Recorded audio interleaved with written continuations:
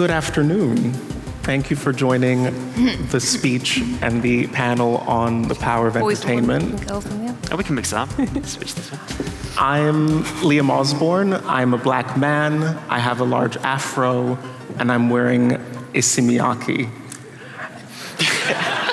My career journey has been quite accidental. I started off in academia. I'm originally from Barbados. I wanted to be the next Kofi Annan and save the world through working with large international institutions.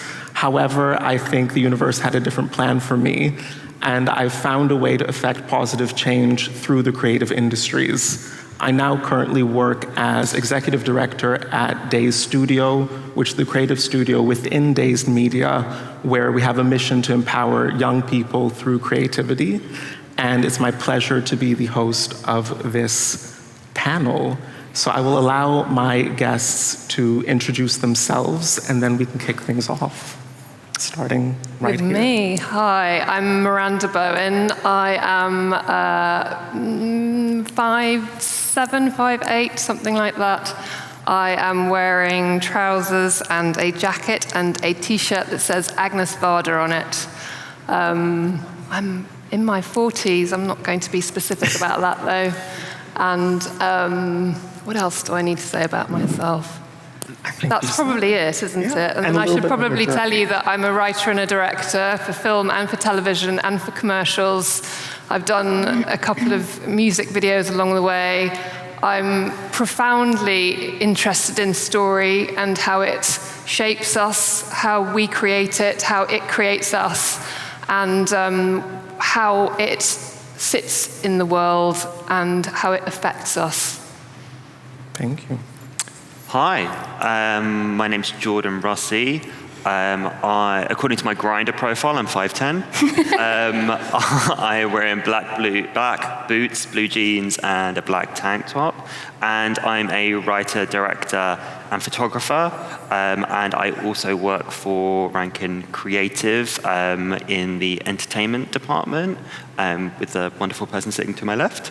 And I got into that. I originally wanted to be an actor, and then I realized I was really, really shit. So I switched gears a little bit and moved behind the camera because I still really loved creating things and making things and really liked storytelling. And then I kind of fell into what I was doing now by working with Rankin and the kind of Rankin machine. So yeah, that's me. Me? Hi everyone, I'm Nimi Raja. I am 5'2.5". The half is really important. I am a strategist by trade, which means my job is to understand people and how they think and how they feel and how we can inspire them to think and feel differently. I've done that for 20 years for brands in the advertising industry. For the last 10 years, I've focused much more on entertainment and the power of entertainment to inspire people's behavior change and really use storytelling to take on social issues. So I'm literally obsessed with this topic and how we can use storytelling to really create change. Fabulous. Well, let's dig in. I wanted to start by let's go broad. And I'd love for each of you to provide us with some examples of what do you think we mean when we say the power of entertainment, because that may mean different things for different people. I'll start off. For me, entertainment has allowed me to see people who come from backgrounds or places or things that are similar to myself allowed me to imagine them in ways that I didn't think were imaginable. So growing up in the Caribbean, things like The Fresh Prince of Bel-Air and The Cosby Show taught me what Black excellence could achieve. It taught me how far we could go in society. But that's very personal to me. So I'd love to hear from you guys what the power of entertainment broadly means to you. Oh, God. I mean, so entertainment, I think, first of all, stories are just so important in how we understand the world. I think everybody grows up with stories, whether you come from a tiny village in the heart of Nigeria or whether you grow up in a massive cosmopolitan center in the middle of America. Everybody relates to the idea of stories. They tell us who we are. We understand our heritage. We understand our context. We understand how we relate to other people. And so those stories are really primal to our existence and necessary. I'd even go as far as to say crucial to our experience of the world and how we interrelate with the world. I would say further to that, then we have what we now understand, the entertainment industry. So we have film, television, we have music, we have live music, we have sports, we have any millions of forms of audio entertainment, ranging from books through to podcasts. Entertainment comes in so many different packages these days, and it's not even confined to the idea of a package, it's completely integrated into politics is even entertainment these days. I heard someone the other day talk about the magnetism of Donald Trump being the equivalent of a Disney movie compared to Joe Biden being a PBS documentary, and that's why he'd probably win again. I mean, everything is about story and entertainment today. So I feel like it can bring people together. It can equally tear people apart. It can be a healing thing for healing. It can be catharsis. It can be understanding. It can be educational. It can be arousal. It can be a thrill. It can be so many things. And all of these things ultimately become about emotion. And we are emotional beings. And for us to really experience the world, to live our lives to the full, we have to have emotion. We have to be able to experience it. And if it's vicariously through something we see on a screen one day that allows us to be able to identify with an emotion, with a feeling, with a situation, with a context, and if that helps us in some way to then be able to connect to the world, that is a miraculous thing. So that was quite long and involved. I loved it. I don't know how we follow that. That was kind of perfect. I mean, I guess I'll talk through some examples that I think that have really inspired me. I mean, Popeye as a cartoon, I might be showing my age here, but that's pretty much now 100 years old as a cartoon. That was commissioned to help kids eat better. So that whole conceit that entertained us and probably still does. So that to me is really a brilliant example of the power of entertainment, because kids didn't realize that they were being essentially preached to, but they were. And using that, but for good, I think is the core of it. The Will and Grace effect, so if any of you watched the Will and Grace show, it had such a disproportionate impact on acceptance of the LGBTQ plus community. It really was the tipping point for the Equal Marriage Act in 2015 being passed in America, but none of us would have thought we're watching a show that's campaigning about LGBTQ rights. We're watching a really entertaining show, and the power of that as well for America and Middle America was that a lot of people couldn't relate to LGBTQ characters because they'd never met one, and yet then Will came into their lives, and they loved Will, and they saw the emotion that Will was going through, and it changed their perception. So that's it for me. I think the only thing that I would add on those two amazing examples as well is, and kind of related on the LGBTQ point, is looking at It's a Sin, a very recent example, because a thing that I think that did really, really well, and the thing that I love about the power of entertainment is it allows conversations like the Will and Grace one to happen really organically.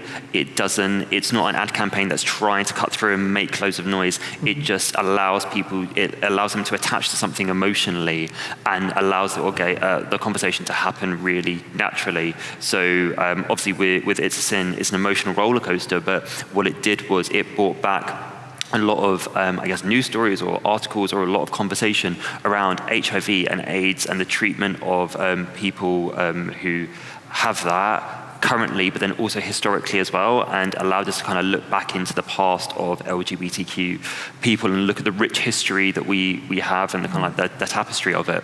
So for me, it's very much about the organic conversations that aren't being so obviously kind of like thrown at you in the way that advertising does sometimes. Mm-hmm. Thank you.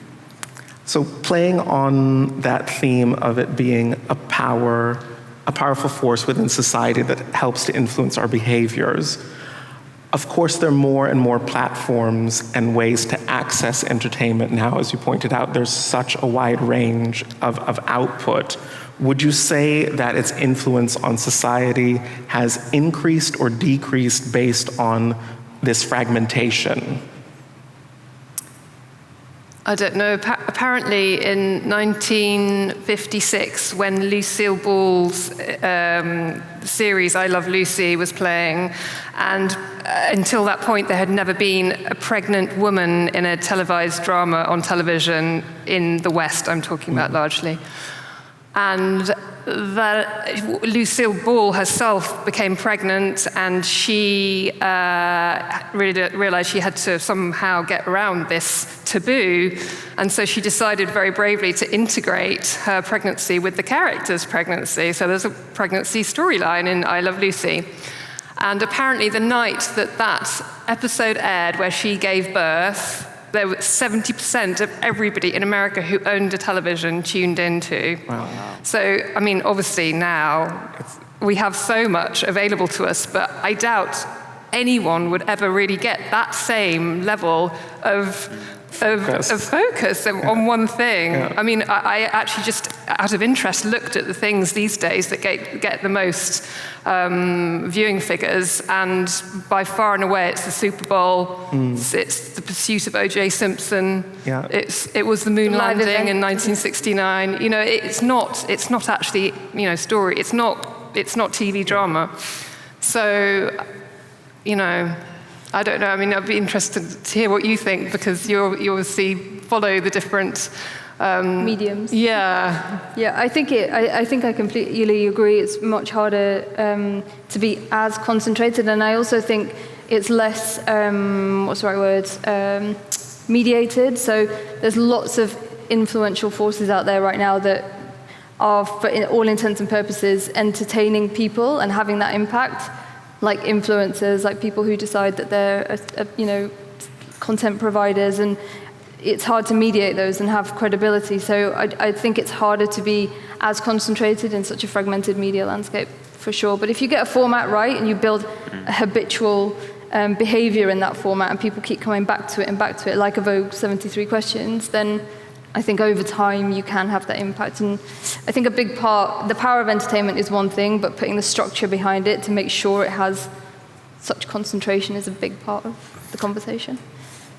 Yeah, just to add in some more thoughts was, look at Succession and the cultural moment that was. It's interesting, it was a TV series, but it still inspired debate within the news around the role of billionaires in society, corporate succession. It also had the whole fashion community talking about quiet luxury. So it might not be as singular as the pregnancy moment within I Love Lucy, but entertainment can still spark so much conversation in many different ways. And maybe it lasts longer now because we can keep having those conversations, and we used to go on Twitter, now we're attempting Threads. But also, I think those moments still aren't that prevalent. You know, there'll be one show a year that comes along that really impacts on society, that people really unite over, that people from all different walks of life will go to, and will you know, everyone will watch, and it's usually for good reason, in that it's tapping into something that's already swimming around in the zeitgeist. You know, we were already thinking about, you know, divisions between rich and poor. We were already thinking about who are those people who are actually pulling the strings, you know, and it just managed to very cleverly bring together a lot of different themes that were already lurking. Yeah. But I think your point, we were talking before about the Pharrell show. That was a moment. Yes, the LV show. Yeah. So I think entertainment can now show up in different formats, but again, to your point, it is like that live event that's trying to bring everyone together rather than a series. On the format point, there seems to be a big debate between the tension between long-form narrative and short-form. At Dazed, we're in constant dialogue with young people. A lot of the data that we have is about young people and how they consume media, and they're obsessed with video. So the apps that they're on the most are TikTok, Instagram, and YouTube.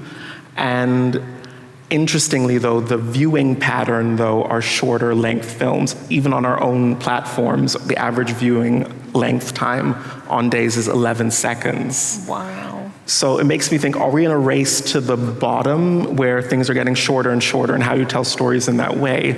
Or is there still space for long-form narrative, and young people still yearn for stories that are told in different ways? Are we doomed or not? I think Jordan should answer that one. I don't think long-form storytelling is going to die, in my own personal opinion, and I still think it's a really, maybe I'm just looking at it through like rose-tinted glasses. I mean, maybe I am, because I still go to the cinema. I actually still go and buy cinema tickets, but yeah, I don't think it's going to die. I just think people are consuming content in new and different ways. And also, if the average viewing time is like 11 seconds, it won't be long before we get to like 1 or 2 seconds. And there'll be a limit to like what stories you can tell in those shortened fragments and those shortened amounts of time. Mm-hmm. And I think the really interesting thing is, obviously, cinema attendance is down. But if you look at home viewing systems, people are still watching shows. People are still watching 20, 30, 40, 50 minutes. They're still watching feature films. They're just not going to places like the cinemas to watch them anymore. And that's why all the streamers are coming alive, watching because we're watching these things at home. So for me, I still think long form storytelling is there. And again, if we go back to things like Succession, which I know is not a feature film, but was a long form, or it was a series, people still get attached to those things. People still want to watch that and follow characters. And also, actually, it relates back to our live discussion. It's the Super Bowl is one of the most watched broadcasts of any year it's in, but that's also a culmination of 17 weeks worth of content. Everyone kind of seems to forget that. Obviously, everyone watches for the Beyonce halftime show or whoever's headlining that, but it's actually a culmination of 17 or actually it's probably 21 weeks of football games leading to that pinnacle moment. So for me, long-form storytelling is still here. It's just kind of coming through in a slightly different guise. Yeah, I completely agree. And also, you've got to sort of think about the media behaviors and where people's heads are at. I mean, if we all think about our days and how we consume content, of course, when you're on the hop or you're out and about, you're scrolling quickly. Yeah. And maybe during the week, you're like, oh no, I can't watch film because it's a weeknight. Yeah. So you'll watch a series and you'll watch a couple of episodes, but then you will commit to watching films, and that's never going to go anywhere. So, yes, more is becoming open, and more types of formats and more types of platforms are accessible to us, but it's just thinking about where we're at and serving the right content at the right time. So I'm going to turn a page now, and we've talked about some of the good, but let's talk about the negative. So what are some of the pressures or pitfalls that you see entertainment having brought to our society? I mean, there's a lot of trash telly out there. I was about to say exactly the same thing. There's a lot of I call it fast food television. There's a lot of stuff that you watch and you think you're really enjoying it and you think it's great, and then you kind of turn it off and you're like, oh, actually, that was... Feel empty. Yeah, I don't really feel anything. But yeah, sorry, I didn't mean to interrupt. No, I mean, I don't know how much more I've got to say about that. I just feel that we're in a time in the world now where we really need kind of quite positive cycles to be put into motion, and it's sort of tapering off a little bit, but I'm just thinking about things like Desperate Housewives, which I feel don't necessarily put that much positivity into the world, and there's a schadenfreude of watching people who are tearing each other's eyes out, metaphorically speaking, and there's all sorts of toxicity that comes with a lot of the game shows, especially the kind of Love Island-esque type things. And obviously it's been very well documented, the kind of fallout of people who are made celebrity overnight in those sorts of shows, and the effect of their mental health. And I feel like we're at a point now also with social media where celebrities are made very quickly, but then perhaps they're not necessarily very well versed in being able to cope with that celebrity. And because social media is pretty unrelenting and unsympathetic, or can be unsympathetic, I think it can create negative cycles. So I feel like we're entering into a stage where, on the one hand, there's more accountability that we're being asked to have, and on the other hand, there's the backlash to that, and both are equally fierce camps, and it's very hard to regulate, and maybe it shouldn't be regulated. I don't know. It's, these are sort of the massive moral questions of our time, and I feel that there will always be a voice for everything that's positive that's put out there that creates waves. There will be the negative as well that comes with it, and it's how you navigate it, I suppose. Yeah. I think one of the narratives that was really heavily studied by the Norman Lear Centre that I'm really obsessed with. That's a centre in the US that studies literally the impact of narratives through entertainment.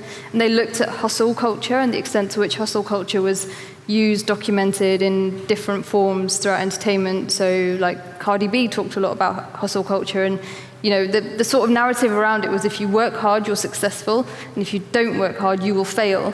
And it didn't put any context around it. So, you had a generation that were like, well, I'm not working hard, so, and the mental health issues that sort of fell out of that were huge. I don't think that was ever a narrative that people thought would be negative, but we just didn't think through the consequences of trying to push a sort of hustle culture mentality. So it firstly shows the power of entertainment, because we, started to screw up a generation, but equally then have to sort of put the systemic structures in place to be able to pull that back and mitigate it a little bit. On a note of craftsmanship and creating entertainment, how do you approach storytelling in a way that it's not preachy? If you have a message to get out there, how do you balance I want to get my message out there, but I also want to make something that is entertaining?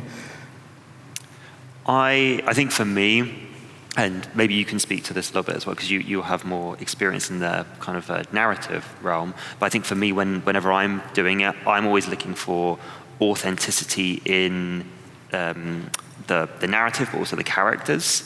Because I think anytime you're trying to get a message across, it becomes really preachy when the audience really overtly sees you're trying to get the message across. I think, and again, kind of going back to It's a Sin, what worked so well was there was a message in there, but it wasn't always kind of at the forefront of the TV screen. It was kind of it was almost like hidden in the set dressing behind the characters as you saw their drama unfold. And I think that's what allows you to emotionally resonate with the message, because it's in there, but the characters are what drives it. And that's what your emotional connection is to. So that's kind of where I always come from.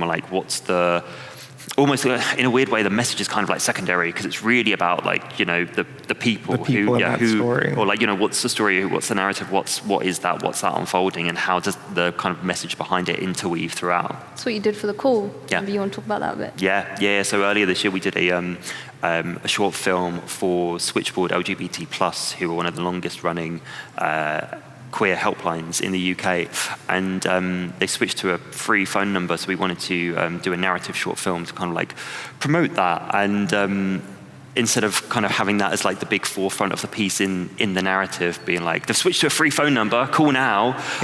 We created a narrative drama about a young kind of university student who's been kicked out of home and calls the helpline for advice, but it's more about how he progresses over and we see him over the course of 3 different phone calls, and it's more about how you see him understand his own identity by calling the helpline rather than going free phone number. We have a free number. Yeah. It's a kind of way we So you related to him as the character, and people-led, story-led, not just the message that you're trying to push. Exactly. Yeah, I mean, I would say it's interesting, because the last thing I worked on before the pandemic was Killing Eve, and it's at the time when I came in on the 3rd series, so there had been 2 series already been made. It was out there, it was in the world. I didn't really think much about what I was doing beyond the fact that I knew I loved the show and that I was really proud to be part of it, that I really wanted to be part of it. And then in hindsight, you start to pick apart the characters, and you suddenly realize, hang on, we've made a show where all the key protagonists are female. They're not just female, but two of them are over 45. One of them is Asian. They are embodying characters that would ordinarily you'd only find in very male-driven thrillers. And one of them's psychotic. And fabulously dressed. And fabulously dressed. And I feel like with all three of those characters, so the Sandra Oh character, the Fiona Shaw character, and obviously the Jodie Comer character, they all completely somersaulted your expectations of what those characters, the kind of stereotype of how those characters would normally be written. So going back to the set dressing, or how the message is actually in the carrier rather than up front, I feel like I'm even more proud of that show because they've managed to smuggle through all these messages, all this unconscious messaging about how we perceive particularly older women, Asian older women, and young, beautiful women, and who they might really be is not how they're generally portrayed in the media, thus opening doors to more older women getting parts that are more interestingly written. I mean, in fact, interestingly, another part was for Harriet Walters, who played Dasha, who then went on to play Sarah Snook's mother in Succession. It's the same actress, and she again is playing a very, very characterful, not at all stereotypical incarnation of the wicked mother, which is great because these parts literally didn't exist 10 years ago for the older woman, and the more we can see that, then the more people can feel themselves represented. And ageism is actually one of the things, along with disability, that really hasn't been tackled in the same way that, say, gender and ethnicity has, so that feels like a really important thing to keep talking about and to keep smuggling through via creating really entertaining stories where you don't even realize until afterwards that you've watched something that's actually expanded your or cut down your preconceptions and expanded your understanding of what a certain person might be, who they can be. Totally agree. It's how you reframe the expected in a way that's entertaining. You sort of Trojan horse in a different viewpoint. So very, very well done. Question time. Any questions in the room?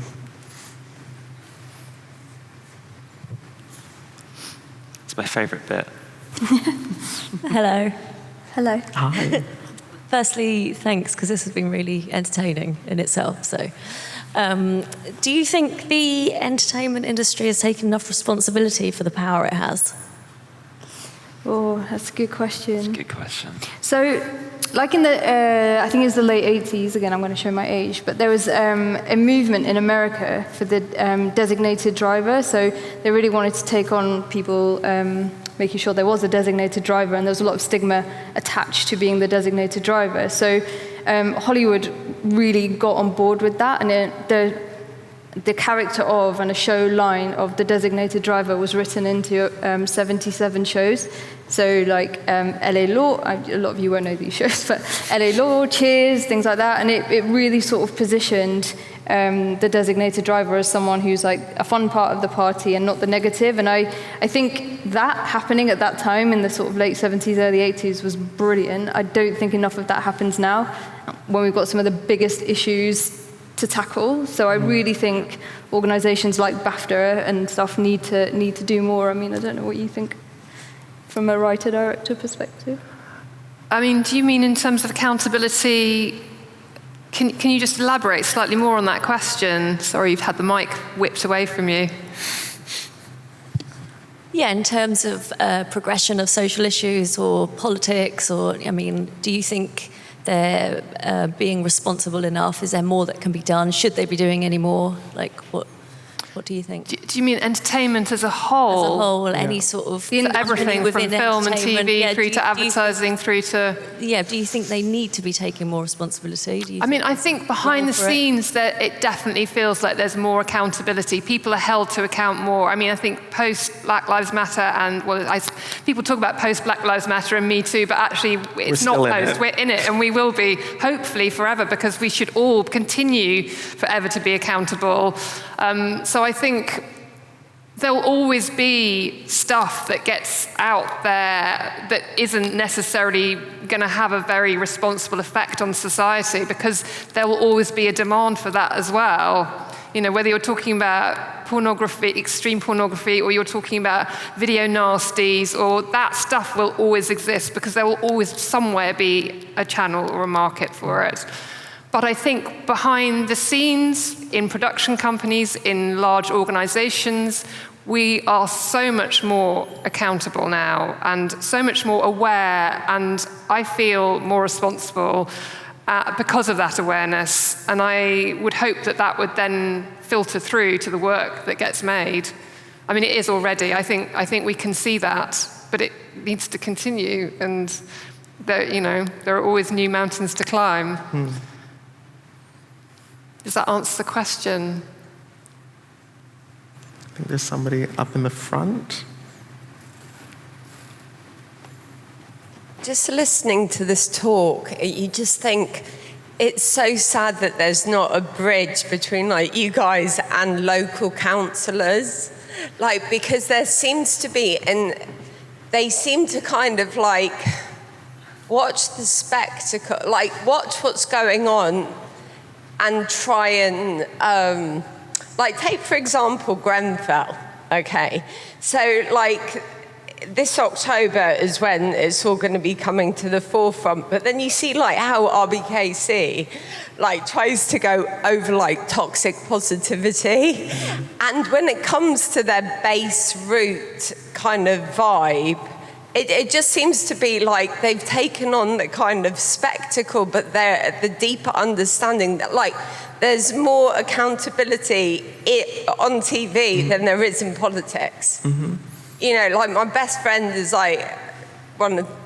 is big in Banijay. So I spent a week with her just listening in when she was really presenting the importance of, just the different things that are going on in culture. But I'm just listening into a Zoom call, and you're did the local councillors, sometimes I think the local councillors in Margate, because I live here, understand it more than the bigger budget councils in London. But that's where all the production companies are, and you think there's a disjoint of how they're trying to get the message over, but they're just not understanding something along the way. It's weird. Yeah, we really try and, not that we're a full-service production company at Rankin, but we really try and sort of stay connected to culture as much as we can. So, I think a big part of my job in development is to sort of, ideas that we think are going to take off or that we think are important are all led by some of the biggest taboos locally, but nationally. And I think you're right, we need to stay, I think sometimes you get caught in a bubble and you forget to stay close to the ground where it actually matters. So, and I think the question about, should the entertainment industry take more responsibility, it's, those two things sort of connect, because it's yes, that, if we could list some, the 5 biggest issues that local government are trying to tackle, how can the entertainment industry help? Or, national government, how can the entertainment industry help? And how can we start writing some of these issues into show lines? So we were just, not that I want to bring up Brexit, but, if we'd written in the debate of Brexit to some of the most influential shows in Britain, maybe people would have understood the debate more and what they were voting for more, versus just voting and not really understanding what was going to happen. So I do think the industry's got a responsibility, and I agree with you, it should all be more connected.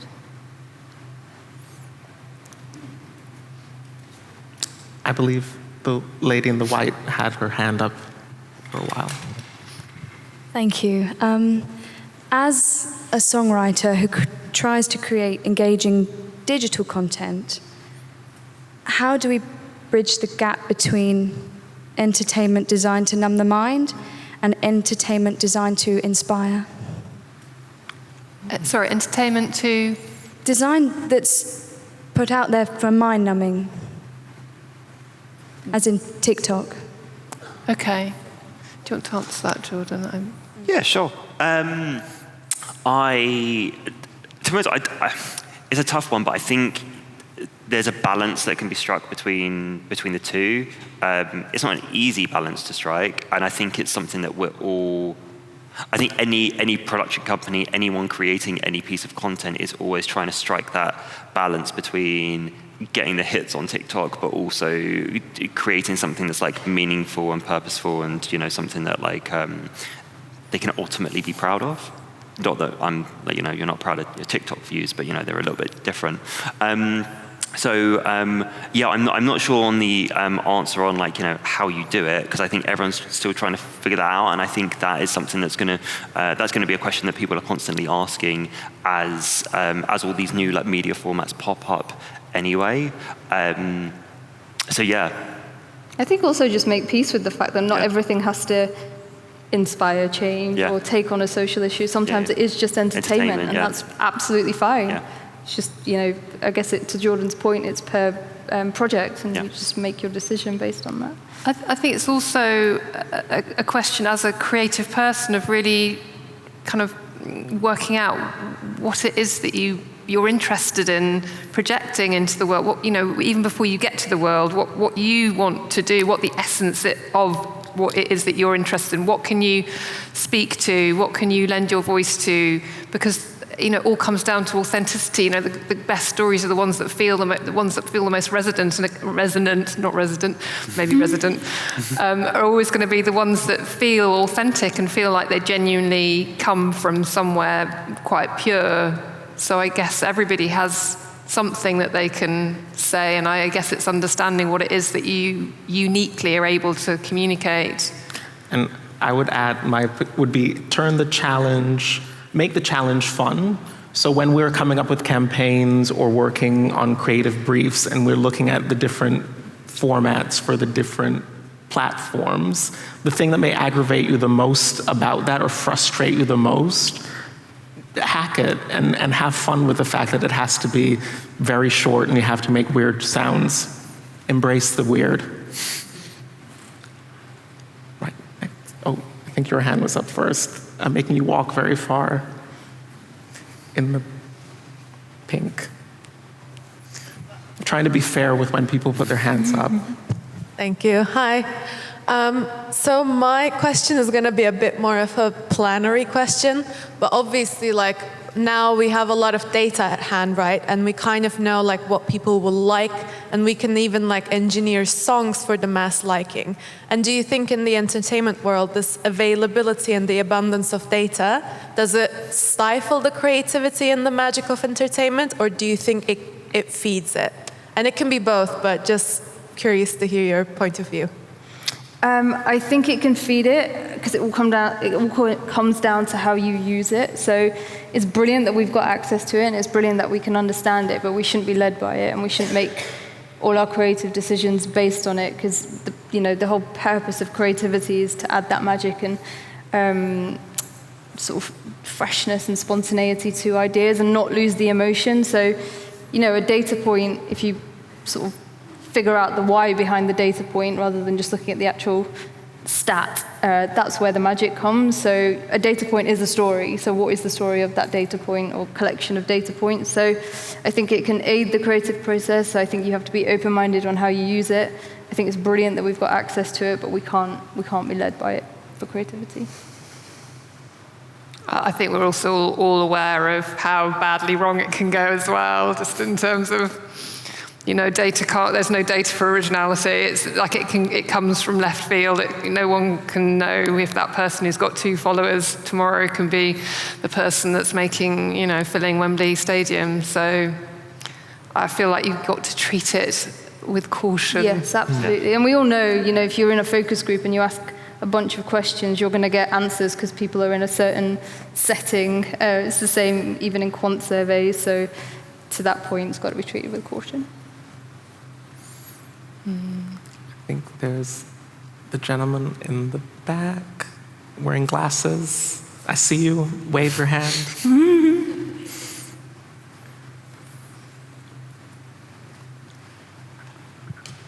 Hi.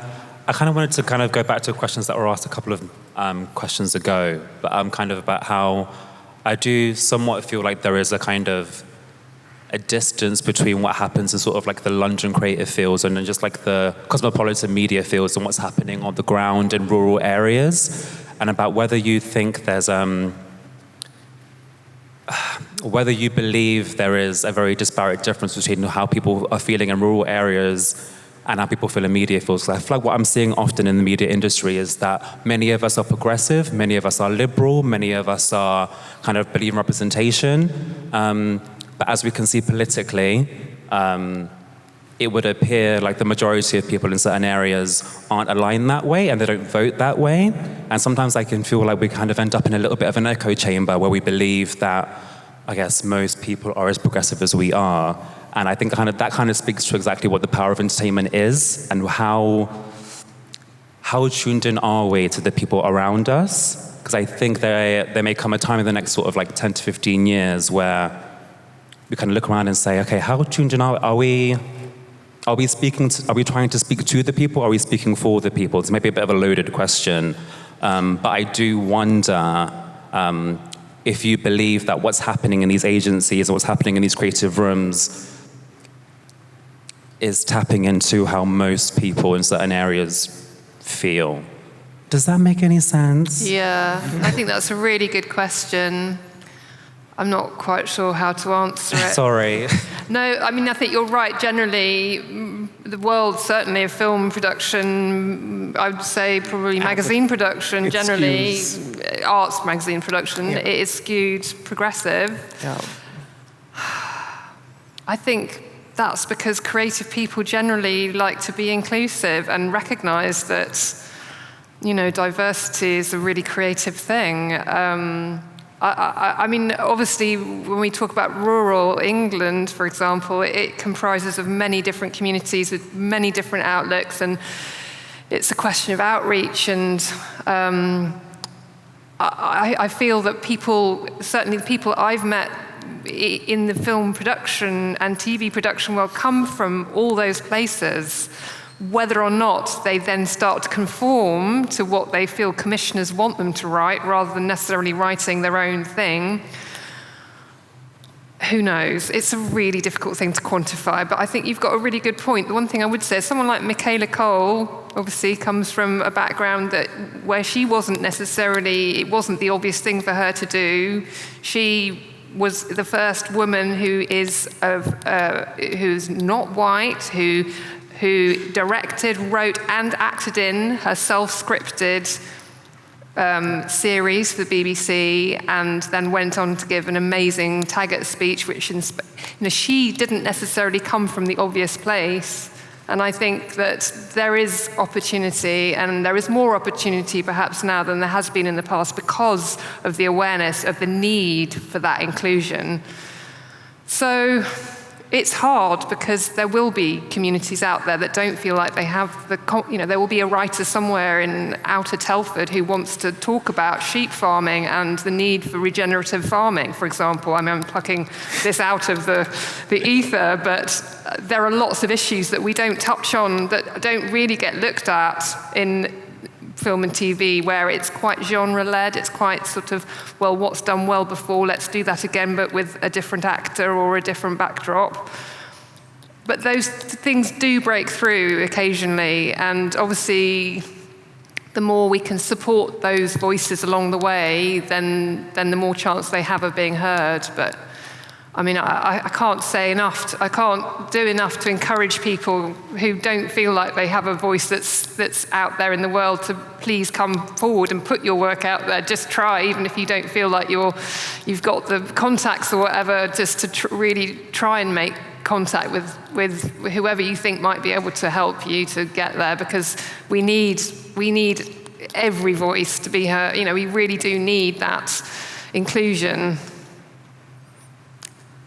thank you for the question. We are out of time now, so that was a lovely note to end on. Thank you for joining, and have a lovely rest of your time in Margate.